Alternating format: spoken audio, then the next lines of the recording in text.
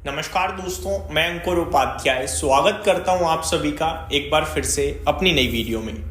दोस्तों, US market में एक दमदार तेजी देखने को मिली है हमें कल के सेशन में, केवल एक खबर के चलते, जो मैंने मॉर्निंग की पहली वीडियो में आप सभी के साथ डिस्कस भी करी थी। शॉर्ट में बताना चाहूंगा, वो खबर ये थी कि फेड के एक मेंबर जॉन विलियम्स का कमेंट आया है कि ईयर एंड की जो पॉलिसी है ना, उसमें क्वार्टरली बेसिस पॉइंट्स का रेट कट आ सकता है, यानी 25 बेसिस पॉइंट के रेट कट की उन्होंने उम्मीदें जता दी, जिसके बाद बाजार गर्म हो गया। और जो मार्केट के एनालिस्ट ये सोच रहे थे कि 40% चांसेस ही हैं इस बार रेट कट के, यानी कि ऑलमोस्ट रेट कट नहीं आ रहा, ये एक्सेप्ट कर लिया था बाजार ने, क्योंकि जब 50% के नीचे चांसेस निकल जाएं तो फिर यही हो जाती है उम्मीदें कि नहीं होगा। वो 40% बढ़कर सीधे 73% हो गया कि रेट कट आ सकता है, जिसके बाद बाजार शूट कर गया और 700 पॉइंट डाउ ऊपर हो गया।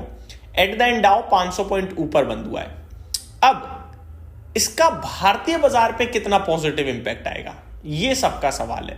साथ ही साथ एक चीज और मैं भी आपके साथ शेयर कर रहा हूं, आप सभी नोटिस कर ही रहे होंगे कि हम एक चीज कह रहे हैं कि यूएस की गिरावट का भारत पे फर्क नहीं पड़ेगा, तो यूएस की तेजी का क्या भारत पे फर्क पड़ेगा, इसको समझते हैं। दोस्तों, पहले मैं यूएस की गिरावट और यूएस की तेजी आपके साथ डिस्कस करना चाहूंगा। रीजन क्या है? मैं हमेशा कहता हूं कि आप वाई ढूंढो। कुछ भी करने जा रहे हो ना, क्यों कर रहे हो, क्यों हो रहा है, क्यों करना चाहिए, क्यों नहीं करना चाहिए। इस क्यों का अगर आपने सही जवाब ढूंढ लिया और उस जवाब पे अमल किया तो आपके लिए शेयर बाजार बहुत आसान हो जाएगा। ट्रस्ट मी, करके देख लीजिएगा। एक एग्जांपल देता हूं। मैंने कहा कि मेरे को कंपनी ए का शेयर 100 रुपए पे खरीदना चाहिए, लेकिन क्यों? तो फिर उस क्यों का जवाब मुझे चाहिए। अब मेरा जवाब है कि इस कंपनी के बहुत अच्छे नतीजे आए हैं तो मैं ले लूंगा। फिर मुझे 100 से 90 हो जाए, 80 हो जाए, 85 हो जाए, फर्क नहीं पड़ना चाहिए, क्योंकि मैंने नतीजों को देखकर शेयर लिया है। अब नतीजे जब मेरे आएंगे अगले क्वार्टर, तब तक मुझे कम से कम होल्ड करना ही करना है। अगले क्वार्टर नंबर्स अच्छे आ गए तो मैं और होल्ड करूंगा, खराब आ गए तो मैं बेच दूंगा, क्योंकि मेरा क्यों खराब हो गया। राइट, ये होता है। अब मैंने कहा कि यार आज बहुत तेजी है, वॉल्यूम्स बहुत ज्यादा है, वो कल ही वॉल्यूम टूट जाएंगे, तेजी भी खत्म हो सकती है, तो मुझे कल ही बेचना पड़ेगा। तो मेरे को अपने क्यों के आंसर पे अमल करना है, शेयर बाजार मेरे लिए आसान हो जाएगा। बहुत सारे लोग केवल प्राइस बिहेवियर देखकर एक्शन लेते हैं, बेकार है यार, कोई फायदा नहीं उससे। वापस टॉपिक पे आता हूं। तो अमेरिका में कल तेजी हुई फेड के रेट कट करने की उम्मीदों से। अब रेट कट अगर हो जाता है तो तेजी होगी। रेट कट से क्या भारत को कुछ फायदा मिलेगा?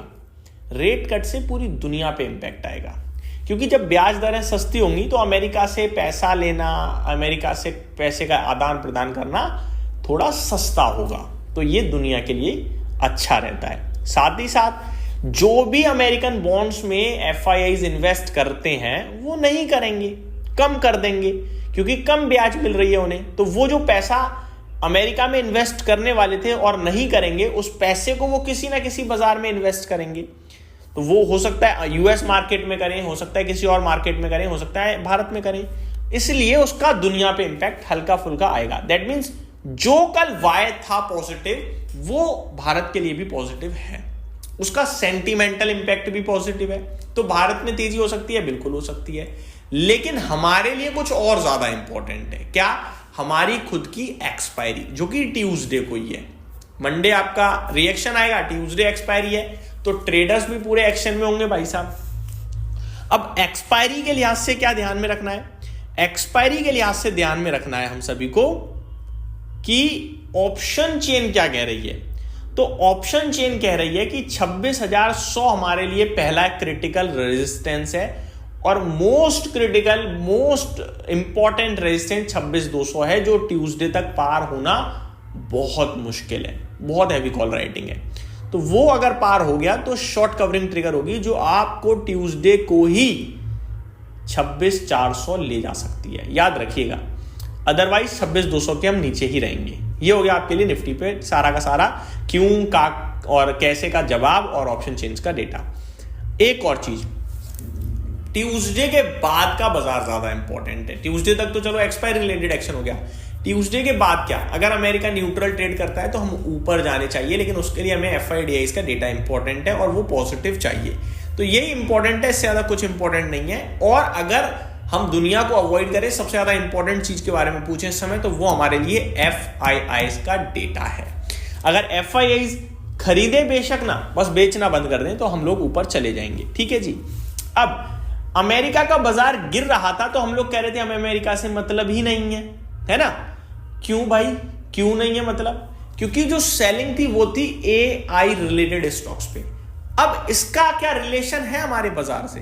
नहीं है, क्योंकि हमारे मार्केट में कौन सी AI कंपनी है जो मल्टी बैगर बन गई है? हमारे बाजार में कौन सा AI स्टॉक है जिसने तोड़फोड़ मचा रखी हो AI में? कुछ भी तो नहीं है। हमारे यहां तो आर्टिफिशियल का ए भी नहीं आया ना, इंटेलिजेंस तो बहुत दूर की बात है। तो US, Japan, Korea, South Korea, इन चाइना, इन जगह AI ने बवाल मचाया था, पैसा भी गया था इन्वेस्टर्स का, पैसा बनाया भी। अब यही सेलिंग है क्योंकि AI रिलेटेड स्टॉक्स में सेलिंग है। तो इसलिए गिरावट में, अगर AI की वजह से गिरावट है तो भारत का इंपैक्ट नहीं आएगा। कुछ और रीजन आएगा तो देख लेंगे। ये मेरी तरफ से आपके लिए डिटेल वीडियो थी। उम्मीद करता हूँ सारा डेटा और इंपॉर्टेंस आपको समझ में आई होगी। Thank you so much for watching this video. Good night guys.